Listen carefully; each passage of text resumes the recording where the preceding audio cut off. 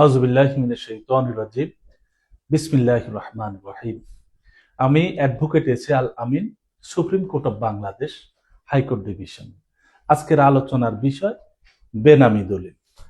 কোনো ব্যক্তি বিশেষ কোনো কারণে তার নিজের নামে সম্পত্তি খরিদ করতে অসুবিধার সম্মুখীন হওয়া বিবেচিত হলে ওই ব্যক্তি নিজ অর্থে ও স্বার্থে সম্পত্তি খরিদ করে তার দলিল নিজের নামে না করে তার যে কোনো আত্মীয় বা বিশ্বাসী বন্ধু বান্ধবের নামে বেনামি দলিল করতে পারেন, বা নিজের সম্পত্তি ঋণের দায়ে বা অন্য কোনো কারণে নষ্ট হওয়ার সম্ভাবনা থাকলে ওই ব্যক্তি তার নিজের সম্পত্তি কোনো আত্মীয় স্বজনের বন্ধু বান্ধবের নামে দলিল করে দিতে পারেন।